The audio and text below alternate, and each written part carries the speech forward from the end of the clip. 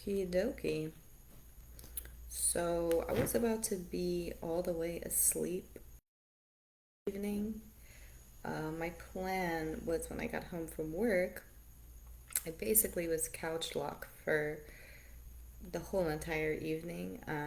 I was trying to go to bed early, yada yada yada yada, but sometimes that just does not work out the way we plan. And I was up anyway, it was gonna be on my phone anyway, just entranced with Facebook videos and what have you. But I decided this would be a good time to actually post something today. Since I was so tired, I was gonna just bypass it and do it tomorrow. But I think now I feel better about getting the message out because before I was just not feeling so hot. So let's go ahead and go over the topic of the fact that you are in a position of responsibility. And this goes along with the prior themes of being instilled with these gifts and everything of the sort. So now you are in a position of responsibility. So let's look at this from the perspective of the Bible, and we can see where we can draw parallels and such. So we're going to go over First Kings, Proverbs, Mark, Luke, and First Corinthians, as well as Galatians. And those last two are just a line or two. Shouldn't take up too much of your time this evening, but I appreciate all who will watch and pay attention. Okay, so this is First Kings, chapter 11, verses 5 through 7. He followed Ashtoreth, the goddess of the Sidonians, and Moloch, the detestable god of the Ammonites. So Solomon did evil in the eyes of the Lord. He did not follow the word completely, as David his father had done. On a hill east of Jerusalem, Solomon built a high place for Chemosh, the detestable god of Moab, and for Molech, the detestable god of the Ammonites.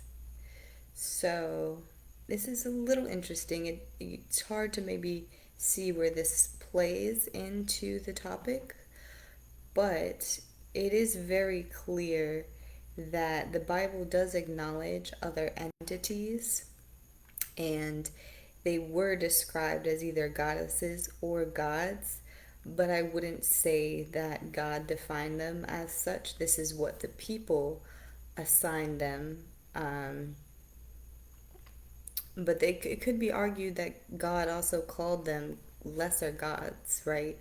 So this is just, I guess, a point to acknowledge that there are other powers and there are other entities out there. But it also points to the fact that God is the one true, all powerful, and going to any other entity for such assistance or power, whatever it may be in today's time, right? I think things have changed a little bit, but whatever that may be in today's time, that is considered evil. And any kind of idolatry, anything other than focusing on your relationship with God, is not so great, right? So, this is just to point out that yes, these other entities are acknowledged and they do exist in a very interesting way.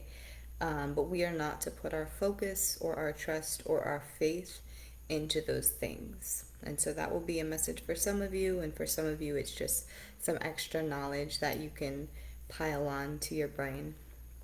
Okay, and let's go on to Proverbs chapter 3, verses 21 through 27. My son, do not let wisdom and understanding out of your sight. Preserve sound judgment and discretion. They will be life for you, an ornament to grace your neck. Then you will go on your way in safety, and your foot will not stumble. When you lie down, you will not be afraid. When you lie down, your sleep will be sweet. Have no fear of sudden disaster, or of the ruin that overtakes the wicked. For the Lord will be at your side, and will keep your foot from being snared. Do not withhold good from those to whom it is due, when it is in your power to act. really great. I've actually read this one before. I think it was part of a random flip several months ago when I couldn't sleep over in our other place in Largo actually. I would just randomly open the Bible and do little stories on Instagram of me reading a few verses, and this was one of them. And very powerful. I don't think I read this last time. Maybe I did, but that call to action at the end is very important. Do not withhold good from those to whom it is due when it is in your power to act. That's a very good call to action. So let's go on to Mark. This is chapter 7, verses 35 through 45. Then James and John, the sons of Zebedee, came to him. Teacher, they said, we want you to do for us whatever we ask. What do you want me to do for you? He asked. They replied, let one of us sit at your right hand and the other at your left in glory. You do not know what you are asking, Jesus said. Can you drink the cup I drink, or be baptized with the baptism I am baptized with? We can, they answered. Jesus said to them, my right or left? Oh wait, hold on.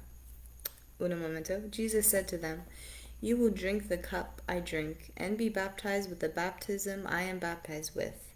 But to sit at my right or left is not for me to grant.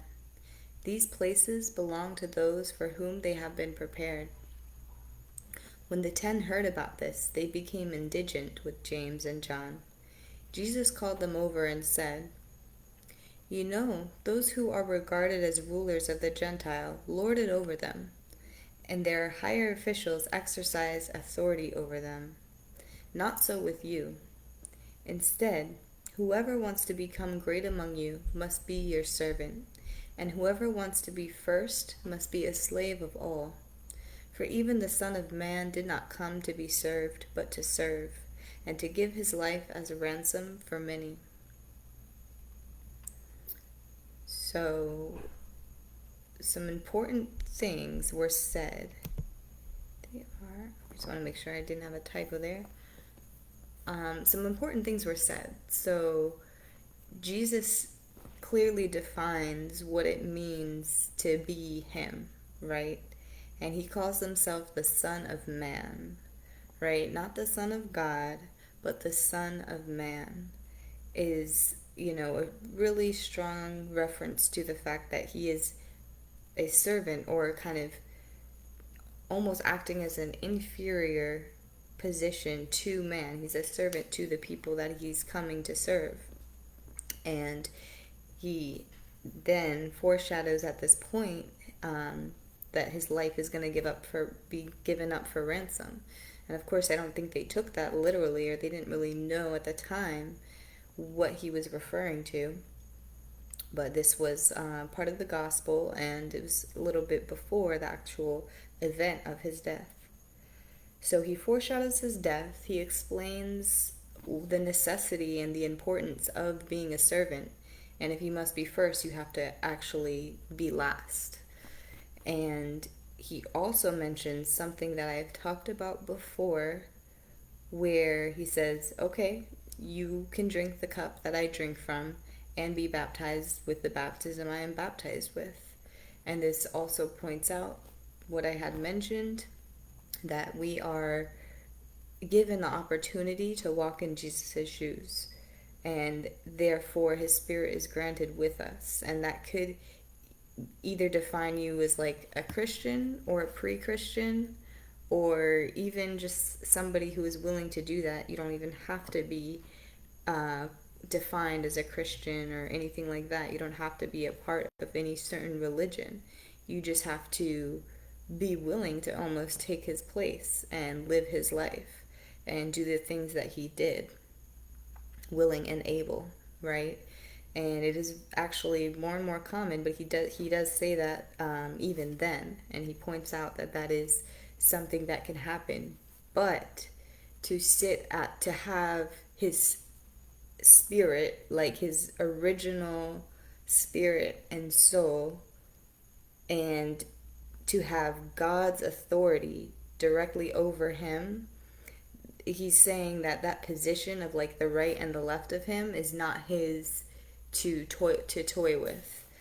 You may be granted power and honor and reverence, right? But it's not going to ever be at that same level. Like, yes, we all have godly spirit within us. Yes, we all have the Holy Spirit. Yes, we may have had the opportunity to have Jesus' spirit with us, right? But to be at that level is just not something that can ever be granted by Jesus, right? God has to grant that level of superiority, and I don't really think anybody could replace that, and could, because these positions have been in place for such a long time, and they just are something that will never change. So he's making that very clear in this. See if there's any other points. But yes. People ask Jesus to do things for him all the time, right? We always pray to Jesus for anything that we need. And I like how he asks, "What do you want me to do for you?" Right? It's a very commonly Jesus thing to say. What do you want me to do for you? Simple. But they had kind of a big ask. So he did put them in their place a little bit. Like, listen, that's not for me to decide. But go ahead. You can walk in my shoes, and maybe you'll be granted with a level of glory that you'll find suffice, right? So, yes. Let's go on to Luke verses 1 through 10. When Jesus had finished saying this to the people who were listening, he entered Capernaum. There a centurion's servant, centurion's servant, whom his master valued highly, was sick and about to die. The centurion heard of Jesus and sent some elders of the Jews to him, asking him to come heal his servant. When they came to Jesus, they pleaded earnestly with him.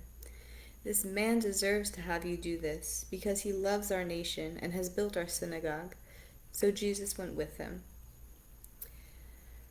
Excuse me. Felt that one coming on. Okay. So Jesus went with them. He was not far from the house when the centurion sent friends to say to him, "Lord, do not trouble yourself, for I do not deserve to have you come under my roof. That is why I did not even consider myself worthy to come to you. But say the word, and my servant will be healed. For I myself am a man under authority, with soldiers under me. I tell this one, go, and he goes, and that one, come, and he comes. I say to my servant, do this, and he does it." When Jesus heard this, he was amazed at him, and turning to the crowd following him, he said, "I tell you, I have not found such great faith even in Israel." Then the men who had been sent returned to the house and found the servant well. So, just another miracle. Just another miracle. But he was really, I think, not in shock, but he definitely appreciated this person's honesty and the humble nature that he had. I think when we ask Jesus to do something, or we are demanding some sort of change or miracle or something of the sort, it's always very good to be grateful and humble and appreciative and honest, right? Honesty is very, very important. So, yes, just a nice little tidbit. Let's go on to 1 Corinthians. I don't know why my nose is so itchy all the time when I'm reading. Maybe it's my hair. 1 Corinthians chapter 16, 13 through 14. Be on your guard. Stand firm in the faith. Be courageous. Be strong. Do everything in love. Yes, yes, yes, yes, yes, yes. Love that. No words for that one. Let's go into Galatians chapter 6, verses 9 through 10. Okay. Let us not become weary in doing good, for at the proper time we reap a harvest if we do not give up, or we will reap a harvest if we do not give up. Therefore, as we have an opportunity, let us do good to all people, especially those who belong to the family of believers. Amen to that. Yes, and that's why I was motivated. I didn't even finish transcribing everything, but when I transcribed that just before I was about to read, it's like, yes, definitely do not give up, do not be weary. And I was feeling, better about things as the evening went on, and I had 2 plates of food this evening. I was definitely feeling like, okay, I can come on here and say what I need to say. I don't have to just go back into my habits of missing days and relaxing and things like that. Not to say that that's not a bad thing, or it's not to say that that's not a good thing on occasion, right? But we do have a mission that we're trying to accomplish. I do need to make sure I'm keeping up with my responsibilities, as do you. So, yes, don't be afraid to rest once in a while, but just know that good is coming and at the proper time, right? We'll reap a harvest if we do not give up. You could take breaks, right? But that's not giving up. You just get right back where you started, where left off, and that's the best part. It doesn't have to be a permanent end to anything. But yes, and let us do good to all people, ladies and gentlemen. Every single day, do something for someone else. That's a really important point I want to stress. And I'm trying to give you all opportunities. If you don't come across anything on your day to day, very blessed and loved lives. I'm trying to kind of give you a few different avenues you can go down at this point in time. But yeah, I'm not going to give up. I'm going to keep doing what I'm supposed to do. I have to be a little bit more discreet with my new job and make sure I'm not soliciting or anything like that. But I will be, in fact, sharing information and making sure that you guys are in the loop at all times. We've made some administration adjustments, so I won't be the one collecting any money, but I will be just kind of overseeing and participating in a non-professional manner. That all what I just said did not really need to be said, but I think it's best for if you're listening so you know kind of what's going on. But yeah, I'm going to lay back down, see what I can do about getting some sleep. No promises, but if anything, I will catch you guys tomorrow. I'll try to do some transcriptions earlier and get on before my event tomorrow. So I will catch you all in a bit. Goodbye, good night, God bless you. Love you. Okay, just make sure it's frozen there.